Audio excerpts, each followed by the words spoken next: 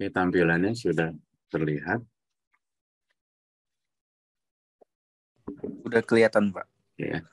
Oke, bismillahirrahmanirrahim. Assalamualaikum warahmatullahi wabarakatuh. Selamat pagi. Selamat pagi, Pak. Waalaikumsalam warahmatullahi wabarakatuh. Selamat pagi, Pak. Hari ini topiknya adalah front office management. Jadi di bisnis hospitality ini nanti kamu akan belajar selama 14 kali pertemuan. Dimulai kemarin dengan studi kelayakan hotel gitu ya. Terus kedua dengan cara mendesain dan merencanakan membangun hotel.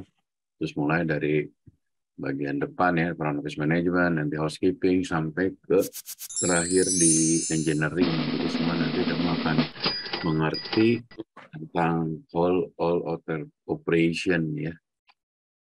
Oke, kita lanjut. Saya minta Elsa, bisa dibaca Elsa. Baik, Pak. Hmm. Hotel categories. With the evolution of hotel and its proliferation around the world, it is impossible to categorize them under one term. It classifies them as given under location, number of room, ownership, pricing plan, type of clientele, length of guest stay, facilities of rent. Oke ya. Bentar ya.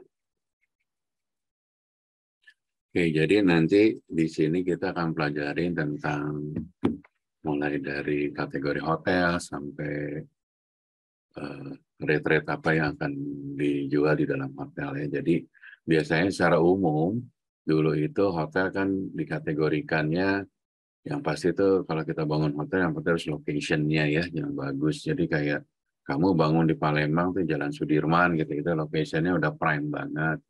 Terus mungkin di lokasi-lokasi jalan yang utama di Palembang. Jadi biasanya kalau lokasinya sudah bagus, dari satu sisi harganya juga akan lebih mahal ya, seperti yang kamu pelajarin di studi kelayakan. Untuk membangun hotel itu kan nilainya sangat signifikan, mahal sekali, miliaran gitu ya.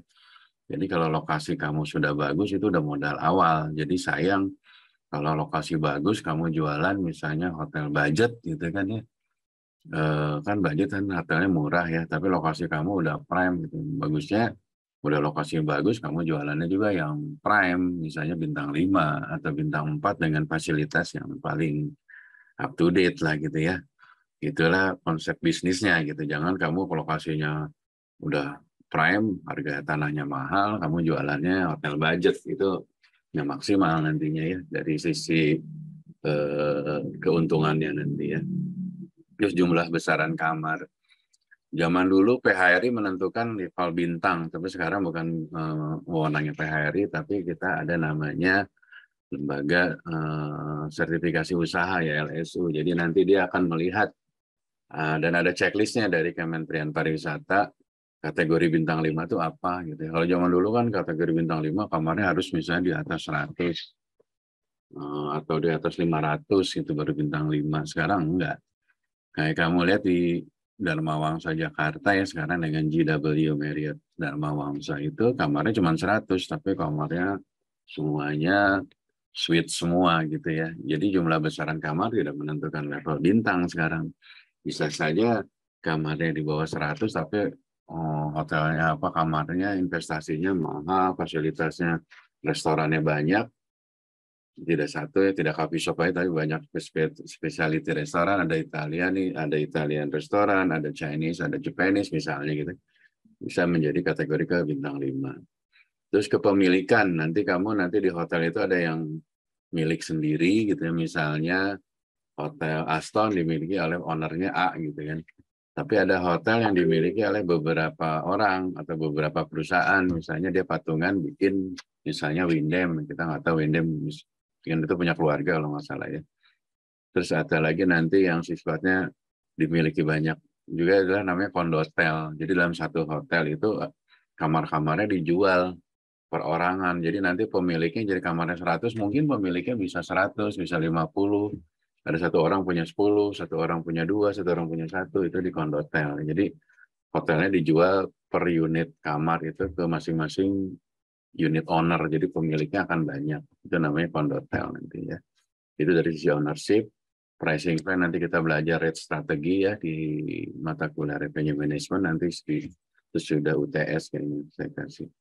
Terus tipe marketnya, kalau market kamu banyak, mau di Bali nih ya marketnya banyak dari Australian, marketnya Chinese atau dari marketnya Russian, orang-orang Rusia gitu itu memiliki karakteristik sendiri gitu ya, kan kebiasaan orang Chinese misalnya grupnya market Chinese, kalau kamu training di Bali itu ya grupnya Chinese itu misalnya dia berkelompok gitu ya, misalnya 40 orang gitu ya, dia itu modelnya yang hanya breakfast doang, lunch sama dinernya dia pasti lagi jalan-jalan di luar, makannya pasti di luar gitu ya.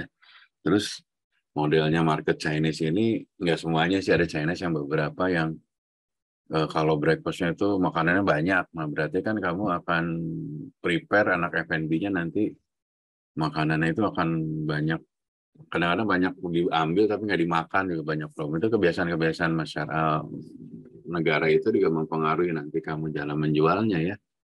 Kayak dulu saya pernah membuat hotel di daerah Jababeka. Kebetulan waktu saya buka hotel Jababeka itu saya kerjasama langsung dengan Toyota Corporation dari Jepang gitu ya. Jadi waktu itu saya diskusi sama orang Toyotanya. Waktu saya mau bikin hotel itu dibilang dari Toyota kami akan support setiap bulan itu minimal 80 kamar gitu. Nah waktu itu kita mau bangun 120 kamar. Jadi kalau 80 kamar datang dari orang Jepang kan minimal kita okupansi udah sekitar 70% sampai 80 ya dengan kamar 120 saat itu. Nah tapi permintaan dari pihak Toyota dia minta kamarnya itu disesuaikan dengan tipikal orang Jepang. Ada yang tahu nggak kesenangannya orang Jepang apa aja? Ada yang tahu nggak? Biasanya kan anak-anak sekarang senang dengan budaya Jepang tuh. Ada yang bisa share? Kira-kira tipe orang Jepang senangnya apa? Nonton anime, Pak. Anime. Tapi ini kan pegawai ya, maksudnya kerja Toyota. Terus apalagi selain itu? Nggak kebiasaannya, misal makannya, mandinya, gimana? Air panas, Pak. Air panas, gitu ya. Minimalis, Pak. Minimalis, gitu. Nah, akhirnya kemarin itu, seperti yang kamu sampaikan ini, jadi di waktu saya meeting pertama sama si orang Toyota, itu dia minta pertama hot water ya, harus air panas, dia minta bathtub, walaupun kamarnya cuma tipe berapa ya, waktu itu 23 square meter, dia pengen bathtub, karena orang Jepang kan kalau udah kerjanya benar-benar hard work gitu ya. Kadang-kadang juga habis itu dia party atau minum gitu segala macam, pulang itu dalam kondisi udah capek. Dia harus mandi berendam gitu ya, di air panas 40 derajat, terus baru dia bisa istirahat. Nah kayak gitu akhirnya saya terpaksa menyiapkan kamar yang Japanese ini semuanya pakai bathtub. Terus gimana caranya air panasnya bisa nyampe ke kamar itu 40 derajat sama dari lantai 10 nyampe lantai 2. Ini jadi problem nanti nih kalau kamu di hotel ya, kalau kamu model air panasnya pakai apa tuh yang split itu, water heater itu nggak akan dapat tuh itunya. Jadi kita harus pakai boiler nama istilahnya teknologinya. Jadi airnya itu akan dipanaskan di top floor gitu ya. Di top floor itu nanti air yang dari sedot dari tanah atau dari pump masuk ke dalam boiler, sama boiler itu dipanaskan. Untuk dapat 40 derajat di bathtub kamar-kamar tamu itu, dari atas tuh minimal sekitar 90-70 derajat. Jadi dari 90 derajat dari lantai top floor itu turun ke kamar-kamar akan terjadi penurunan panas. Tapi diharapkan panasnya itu turunnya nyampe ke si bathtubnya tetap di 40 derajat karena permintaannya Jepang.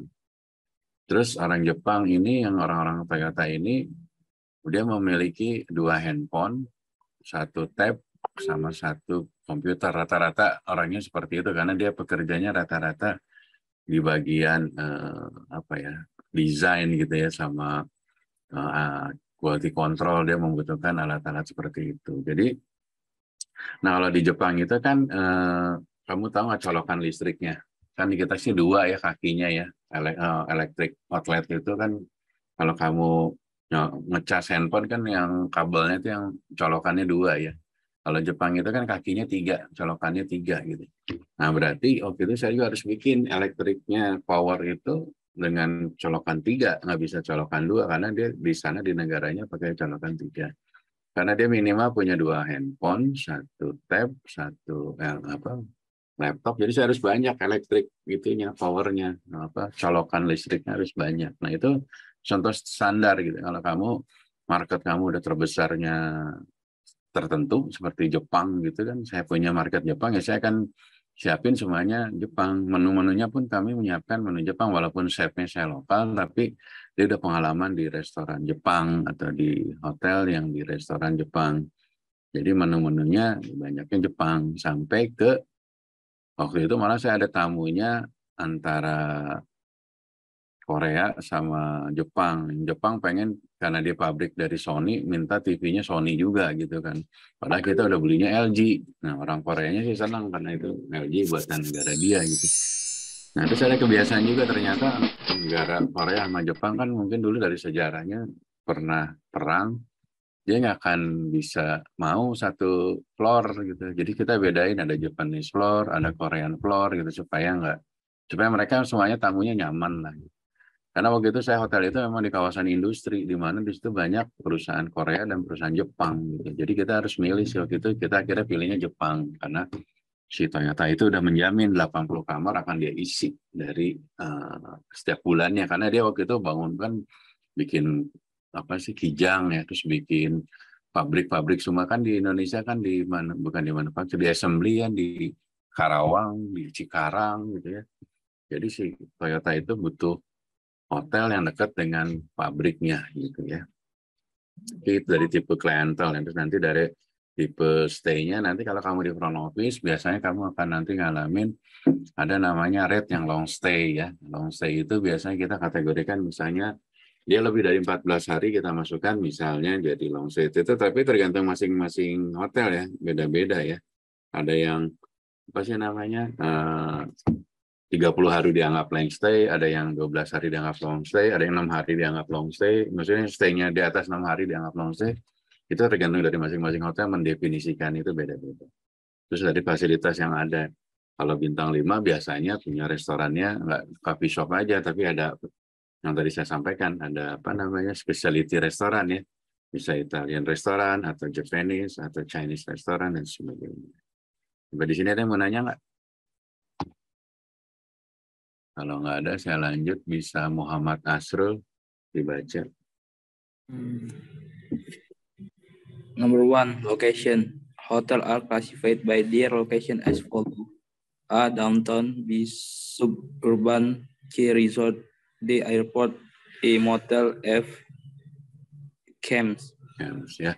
Jadi lokasi-lokasi ini juga sama zaman dulu tuh dibagi di downtown, di dalam kota, suburban, di area di luar. Misalnya kayak Jabodetabek itu di Bekasi, di Tangerang. Resort kalau di dekat laut atau di mountain dan sebagai airport yang hotel dekat airport dan sebagainya. Nah sekarang ini lagi happening adalah glamping ya, kita masuk ke camp. Nah glamping ini mulai tren karena kemarin pandemi, setelah pandemi orang pengen apa namanya pengen apa namanya jadi lupa pengen menghadapi apa yang udara terbuka sehingga lebih nyaman gitu kan. Biasa dulu pandemi kita terkungkung di rumah masing-masing menggunakan masker dan sebagainya. Lanjut, saya minta Andi Gunawan.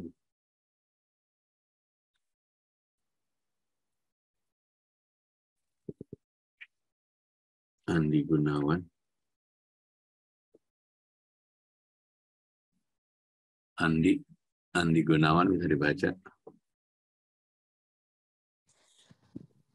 Two, number of room. Hotel may be classified by the number of room they have. A,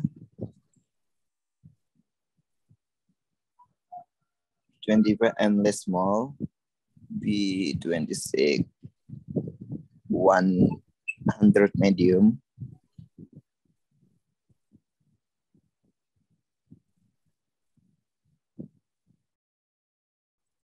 Terus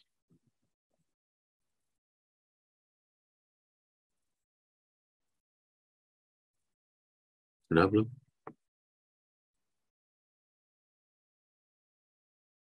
Oke, kalau ada. Jadi jumlah kamar, besaran kamar dulu yang saya sampaikan tadi ya, bahwa dulu zaman dulu PHRI mengkategorikan kalau 100 kamar tidak bisa bintang 5, sekarang udah nggak ada bukan dari besaran jumlah kamarnya, tapi dari fasilitas apa yang ada di dalam hotel tersebut. Ya, biasanya hotel dibagi, ada yang kalau yang kecil kayak bintang 2 di bawah, mungkin di bawah 25, di bawah 50, di bawah 100, itu kembali kepada apa sih namanya, besaran operasionalnya ya, tapi nanti bintang tidak nempel ke besaran jumlah kamarnya. Oke, ownership. Jadi yang seperti saya sampaikan tadi kan hotel ada dimiliki sole proprietor, berarti punya perorangan, atau partnership punya gabungan, misalnya kamu patungan, kamu bertiga patungan bikin hotel, partnership. Atau kamu punya hotel yang didaftarin ke public listed company, kayak Dafam, sekarang Dafam udah masuk ke bursa efek gitu ya. Terus private limited company, emang perusahaan itu membuat PT-nya membangun hotel, jadi hanya terbatas pemilik perusahaan tersebut ya. Nah, dulu kita punya pricing plan model gini. Nanti zaman dulu kita disebut European plan, American plan, tapi sekarang nanti lebih kamu nanti di dalam best practice-nya ya di industri hotel, kamu akan nanti biasanya terbiasa dengan room only kah, room plus meal, atau full board gitu kan ya, dan sebagainya. Nah, ini nanti di rate strategik dibelajarin di revenue management. Nah, ini organisasi dalam satu hotel ya, biasanya kalau hotelnya ini juga sama nih struktur organisasi, karena dari buku udah lama. Sekarang kita udah tidak menggunakan seperti ini, kita satu front desk untuk mempunyai multi skilling ya, dia bisa cashiering, bisa operator, bisa jadi reception, malah kadang-kadang ada bell captain. Tapi sekarang kebanyakan sih 3 fungsi ini jadi satu. Bellboy-nya mungkin bisa dari daily worker atau anak trainee dan sebagainya. Yes. Nah, jadi karir path kamu untuk menjadi FOM yang mulai dari front desk agent, night supervisor, supervisor nanti asmen duty manager AFOM, baru FOM ya. Atau bisa juga sih kamu ke hotelnya yang antah berantah cepet gitu karirnya. Tapi saran saya, kamu meniti karir baiknya di grup hotel yang brandnya gede ya, global brand gitu ya, seperti saya di Marriott atau di Intercon, di Accor, karena di situ kamu akan belajar banyak tentang hotel secara benar begitu ya, secara manajemennya yang proper gitu ya. Jadi tapi karir kamu akan benar-benar berurut dari bawah gitu ya, semua juga melalui proses dari bawah, nggak bisa langsung saya tiba-tiba jadi GM itu enggak. Saya mengawali posisi dari bawah sama. Jadi di industri hotel ini semua orang bisa menjadi GM. Kamu semua bisa jadi GM asal kamu punya kemauan untuk menjadi posisi yang terbaik. Nah, nanti kalau di hotel untuk kamu masuk, kamu pasti namanya dapat job desk ya, job description. Apa sih yang harus kamu lakukan? Apakah pekerjaan harian kamu itu adanya di job desk? Jadi waktu kamu baru masuk nanti ada induction. Induction itu introduksi, pengenalan. Kamu tahu nanti masuknya dari mana, karyawan itu dari employee entrance, masuk ke absensi, masuk ngambil seragam, terus ke office, nanti makannya di kantin dan sebagainya. Nanti ada aturannya, ada job desk-nya. Setiap pelanggaran dari job desk nanti juga ada reprimennya ya, ada kalau kamu melanggar ini nanti ada reprimen 1, reprimen 2, reprimen 3 sampai dikeluarin gitu. Di dalam hotel itu ada aturan yang sangat rigid gitu ya, baku ya, sehingga kita tidak bisa semena-mena kerja, karena kita kerja di industri hospitality ini kita harus punya attitude yang bagus gitu loh. Kita kan berhadapan dengan tamu sebagai customer kita, di mana servis yang diberikan itu, apalagi sekarang zaman sekarang ya, guest comment itu sangat pengaruh. Saya sebagai GM itu ya, PR saya atau KPI saya, nilai saya, rapot saya gitu ya, selain profit yang bagus, saya harus punya guest comment juga yang bagus. Setiap komen satu pun komen kita bahas. Jadi kalau ada satu komen tamu yang komplain, itu kita harus bahas sampai problemnya di mana gitu. Misalnya di F&B masalahnya apa, gitu. Sampai tamu itu komplain. Ada yang komplain biasa, ada komplain berat. Terus di front desk juga, karena front desk itu kan kadang-kadang kita sebagai front desk check-in-nya udah bagus. Tamunya happy, check-in-nya cepat, terus housekeeping kamarnya bagus dan sebagainya. Di tengah perjalanan misal makan yang nggak enak, atau makanannya telat, atau berenang ternyata licin, jatuh dan sebagainya, itu kan tinggal komplain. Dan biasanya komplain itu kan ditujukan nanti terakhir dia check out di front desk. Nah, orang-orang front desk itu harus orang-orang yang punya kemampuan menghandling komplain. Gimana caranya kita menghandling komplain.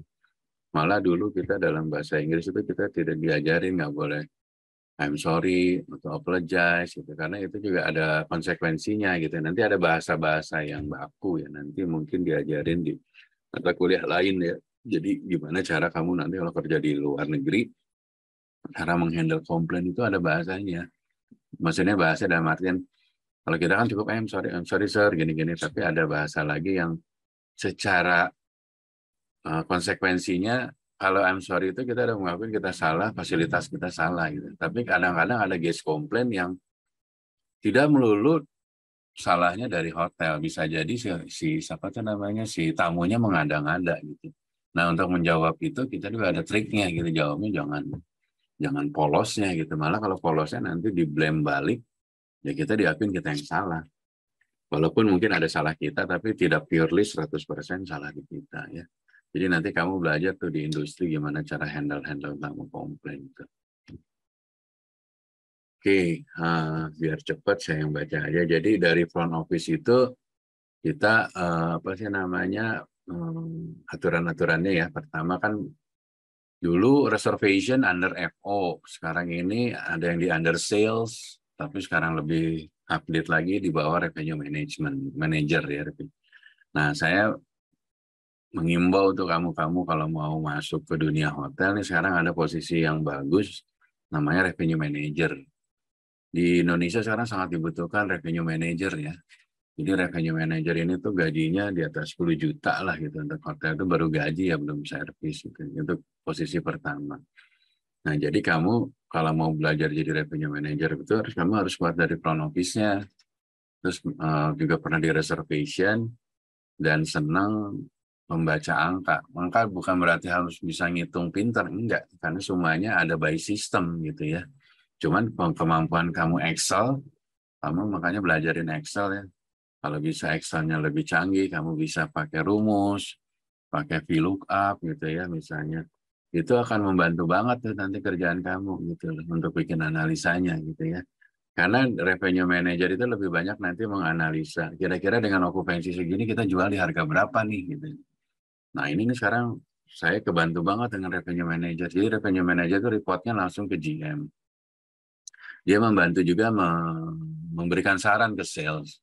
Dia akan ngomong ke sales, oke, tim sales tolong dong, sekarang kita harganya corporate tolong di harga segini, tapi allotmentnya segini ya, karena ini banyak tamu FIT gitu, banyak individual dengan harga bagus nih. Terus harga lagi okupansi lagi bagus gini, kita tutup aja OTA-nya, kita ngambil yang walk-in dengan harapan walk-in harganya lebih tinggi gitu kan misalnya gitu. Nah, itulah kerjanya revenue manager. Makanya nanti saya ngimbau ya beberapa dari staf saya yang di kampus lain ada yang meniti karir revenue management, yang mulai dari bawah sih, dari revenue analis ke e-commerce naik revenue manager. Itu sangat sangat posisinya sangat bagus, itu sangat karena saat ini semua hotel ya mungkin hampir semua brand internasional pakai ya, tapi brand-brand lokal juga udah mulai mencoba mencari revenue manager gitu ya, dengan harapan bisa meningkatkan penjualannya gitu ya. Nah, EVO secara keseluruhan selain mengontrol tamu, ada kuncinya, terus registernya gimana dan sebagainya. Nah, saat ini teknologi adalah suatu keharusan ya. Di beberapa brand kita sudah tidak menggunakan kunci lagi, apalagi kunci manual. Kita pakai kuncinya sekarang udah menggunakan mobile key ya. Mobile key itu maksudnya kita kirim QR code-nya ke tamu pakai handphone. Jadi dia bisa bukanya nanti pakai handphone gitu ya, pakai handphone masing-masing gitu ya. Nah, tapi kan ada juga ya tamu misalnya dia pakai ajudan, dia nggak biasa pakai. Ini kan nggak mungkin dia simpen QR code-nya ke ajudannya gitu ya. Pasti ada juga kunci tambahan. Tapi secara umum sekarang perubahan teknologi itu akan merubah itu. Mungkin di tahun kamu nanti menjadi front office manager, udah nggak ada lagi tuh kunci yang manual pakai key tag gitu ya, yang pakai kartu kredit itu. Sekarang semua udah pakai, misalnya ke depannya teknologinya semakin murah menggunakan QR code ya.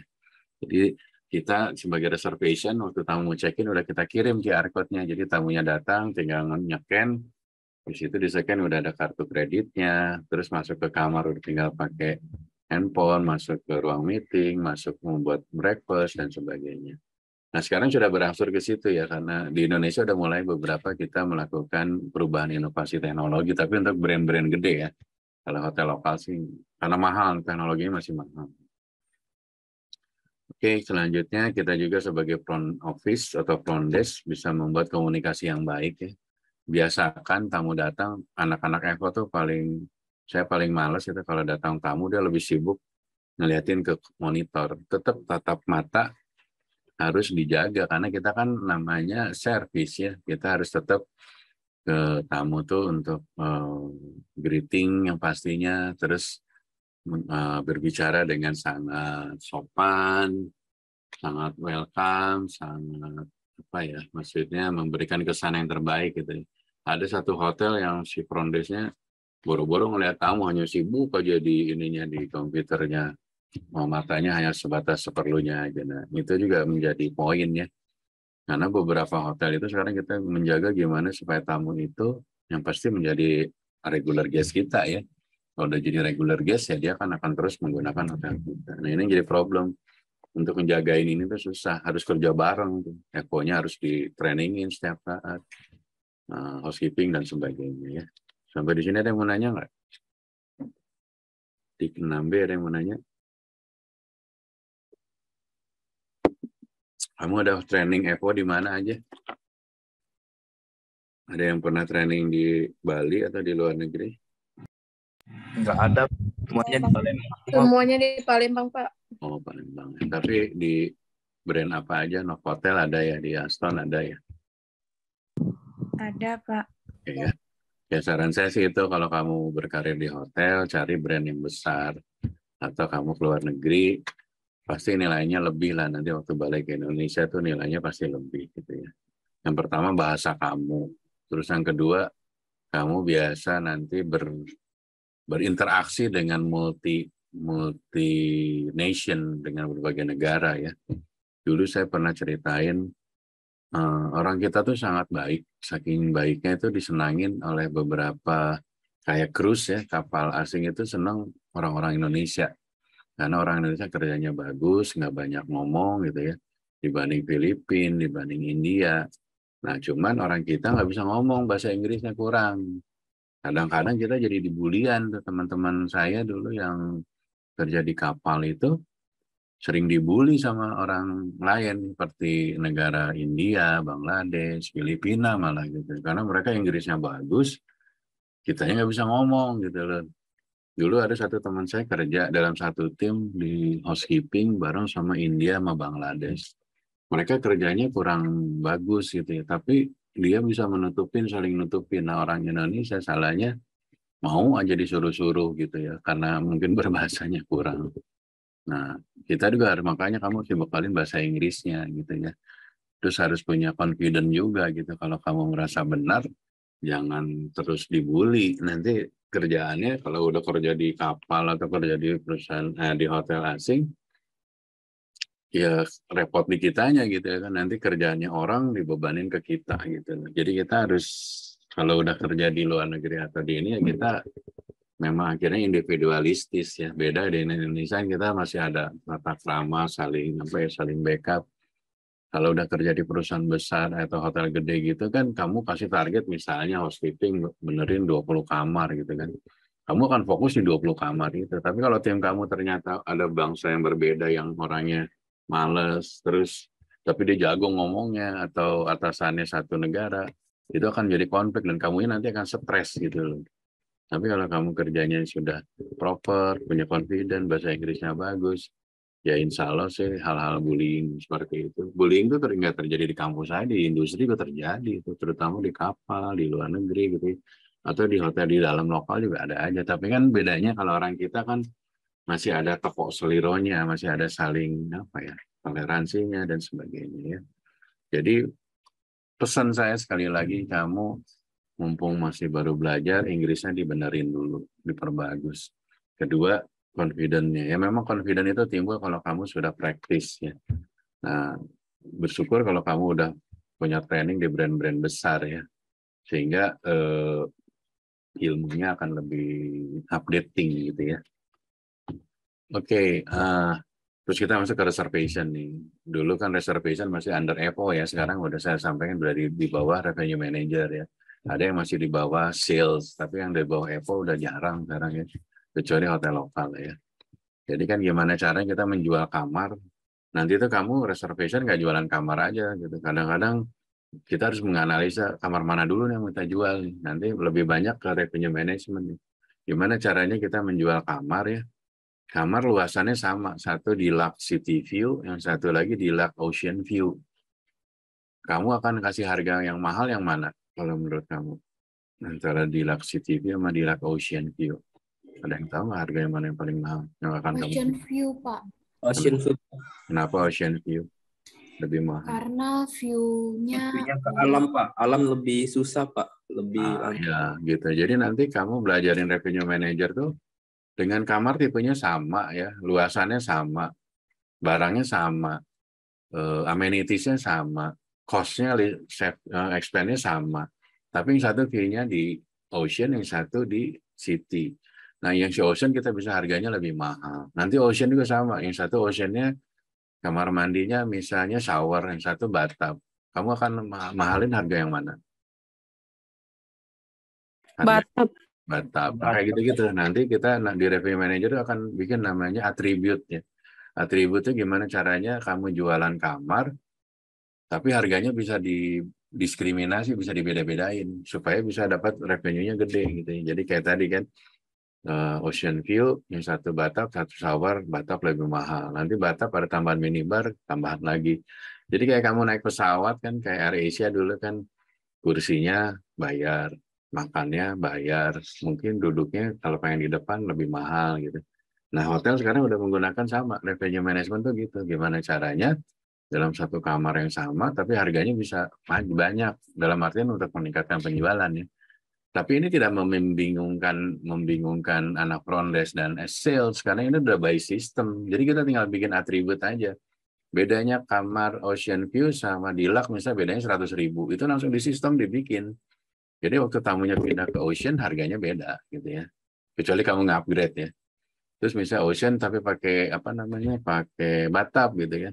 Nah sekarang itu kita udah kerjasama, jadi antara revenue manager sama si digital marketing. Nah ini posisi juga yang bagus nih bagi kamu. Kalau kamu yang senang dengan, ya kamu kan generasi sosial medianya harusnya udah canggih ya dibanding saya. Nah kita tuh semua nanti ke depan itu nggak beriklan lagi model konvensional, nggak ada koran, nggak ada radio, mainnya di platformnya adalah platform media sosial ya. Mulai dari IG, Facebooknya tapi Facebook untuk korporasi ya. Terus semua platform lah ya. Malah sekarang kita Marriott pun masuk ke TikTok gitu untuk jualan. Ternyata kita sudah mengantisipasi ini TikTok itu ada market juga gitu. Dulu kita sangat mentabukan brand besar main ke TikTok, tapi ternyata TikTok juga bisa ada pengaruh karena nanti ke depan itu model tamunya adalah milenial yang kayak kamu ini gitu ya. Nah, nyampe pernah dengar NFT ya, non fungible token, yang kamu ada foto-foto gitu. Sekarang kayak Marriott kita udah punya NFT. Jadi yang stay di Marriott terus dia bisa membuat foto-foto pribadi ya yang bisa bagus, bisa kira dibeli sama Marriott dan menjadi barang jualan di NFT ya. Nah, kayak seperti itu. Sekarang tuh teknologi ini udah berarah ke sana. Jadi nanti digital medianya itu kayak kita, saya mau bikin harga, mau bikin package Golf View, Golf package gitu ya. Golf package marketnya adalah orang golfer. Golfer itu kalau di Palembang levelnya siapa sih? Oh rata-rata yang pegawai mungkin levelnya direktur ke atas, yang misalnya gajinya 20 juta ke atas. Nah nanti waktu kita bikin strategi marketing digitalnya, kita mappingnya ya adalah orang golfer gitu. Nggak, kalau zaman dulu kan kita beriklan sama aja sama di Kompas atau ada apa Sumek ya, kalau di mana teh di Palembang kita enggak, jadi kita pakai Google Plus gitu ya. Kita mapping nih kalau mau orang ke Palembang mau golf di, misalnya ada golf misalnya di nggak tahu Palembang di mana gitu ya, terus mau ngambil market Jakarta. Market Jakarta itu akan dibagi nanti Jakarta Selatan, Jakarta Timur, Jakarta Barat.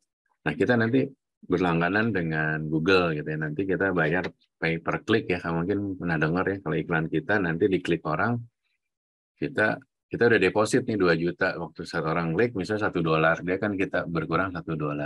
Tapi nanti dari digital marketing itu kita bisa melihat dari $1 itu tamu berapa sih menghasilkan tamu yang booking. Jadi kelihatan tuh dengan kamu deposit 2 juta misalnya di Google Plus. Nanti dari Google Plus itu dia akan mapping ke iklan-iklan yang marketnya yang sesuai dengan yang kita pilih. Dari situ nanti kelihatan berapa sih tamu yang bisa kita grab, terus pada kamar berapa balik modalnya. Kayak gitu. Jadi benar-benar terukur, dan semua terukurnya by system, nggak ada rekayasanya segala macam. Jadi ke depan kamu harus pastikan bahwa kita harus bisa update teknologi gitu, karena ke depannya itu udah, walaupun level dari hospitality ini tetap ada touch manusianya ya, tapi maksud high teknologinya tetap menjadi keharusan nanti. Jadi banyak hotel sekarang udah menyiapkan platform ke depannya kayak tadi, pakai kunci kamarnya menggunakan mobile key, nggak pakai manual key atau key card lagi. Terus model apa sih namanya, model marketingnya atau salesnya menggunakan platform media digital.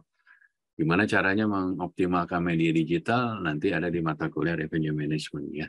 Jadi gimana caranya kita jualan semaksimal mungkin, nanti yang namanya revenue management itu kita menjual semaksimal mungkin pada waktu tertentu dengan tingkat hunian tertentu. Jadi ada satu hotel okupansinya biasa di jam 2 itu masih di 60%.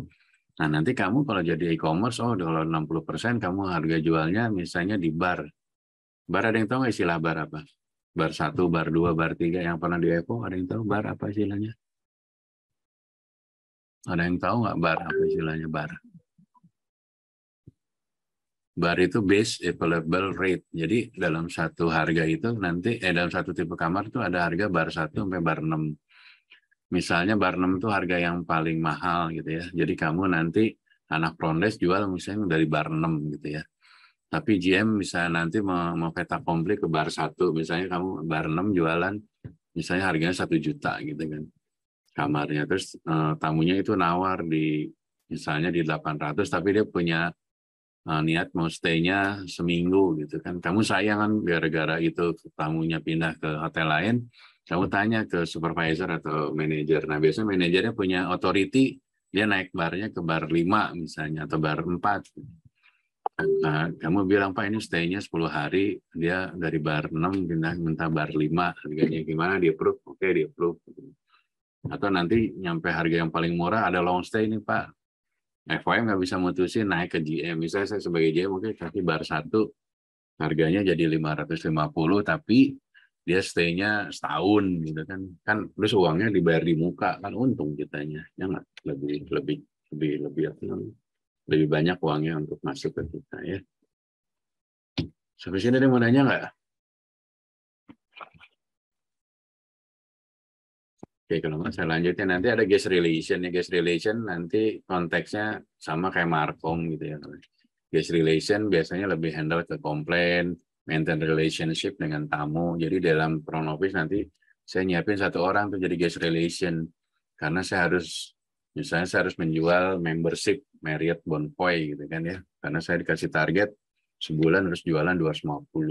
Jadi ada 1 orang yang kerjanya setiap tamu check-in kita lihat profilingnya dulu. Oh ini profilnya levelnya ini, jabatannya ini gitu. Nanti kita udah ketahuan mapping orangnya.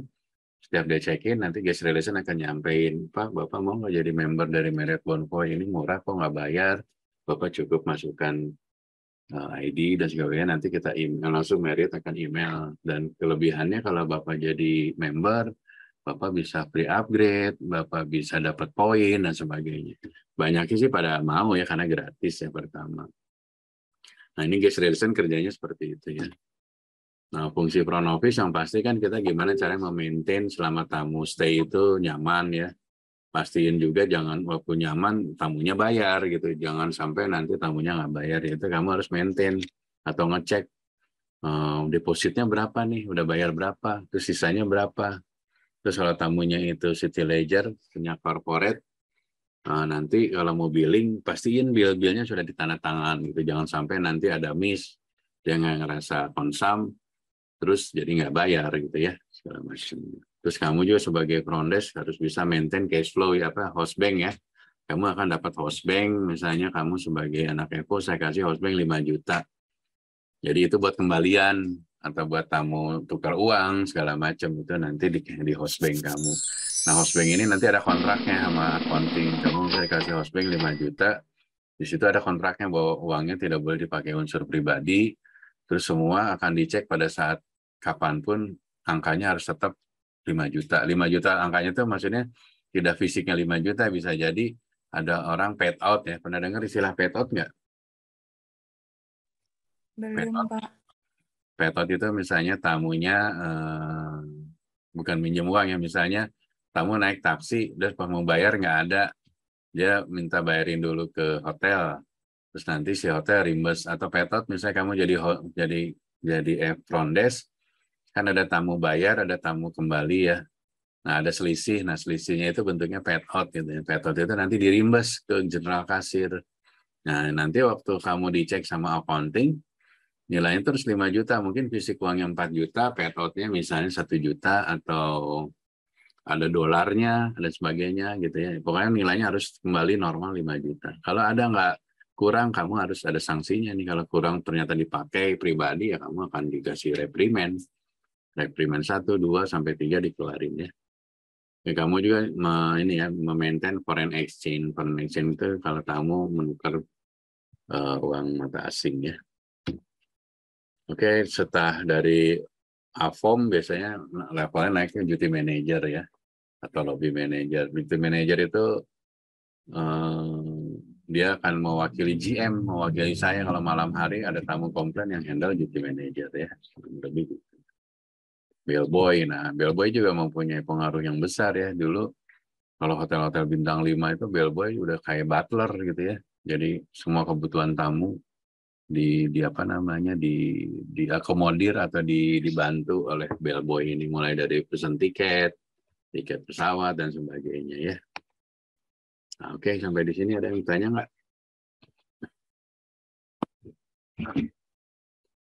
Kalau yang nggak ada, seperti biasa setelah kuis ini jangan lupa ini ada setelah kuliah ini ada kuis, tolong kamu jawab dan di email ya. Jadi jawabnya di body tag aja.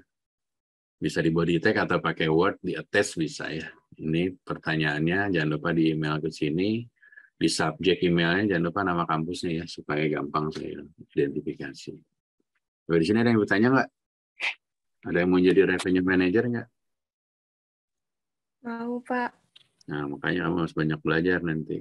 Kalau mau belajar tentang revenue manager, nanti saya ada kelas. Atau kamu lihat di itu deh, di YouTube saya tuh saya ngajar revenue management di Sakti ya. Kamu bisa lihat ya, ada mata kuliah dari 1 sampai 14. Apa sih yang harus dilakukan oleh seorang revenue manager, yang dilakukan oleh seorang e-commerce dan sebagainya ya. Nama YouTube-nya apa, Pak? Nama apa? Kan ada yang saya kasih waktu itu linknya. Kan kamu udah Ada, subscribe Pak, di grup. Nanti di situ ada mata kuliahnya namanya revenue management. Kamu cari deh di situ.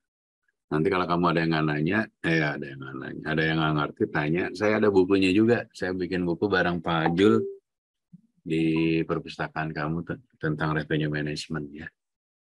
Oke, kalau nggak ada pertanyaan lagi, saya akhiri. Sebelumnya bisa difoto dulu siapa untuk yang hadir terakhir. Bisa dibuka kameranya.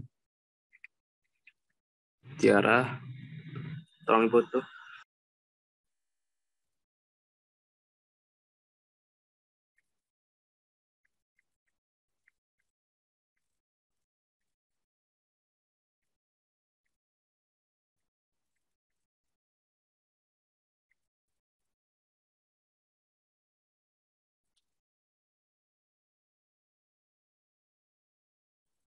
Sudah selesai, Pak.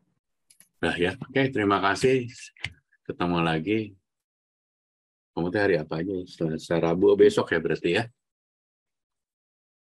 Oke, thank you. Assalamualaikum warahmatullahi wabarakatuh. Waalaikumsalam warahmatullahi wabarakatuh. Terima kasih, Pak. Terima kasih, Pak.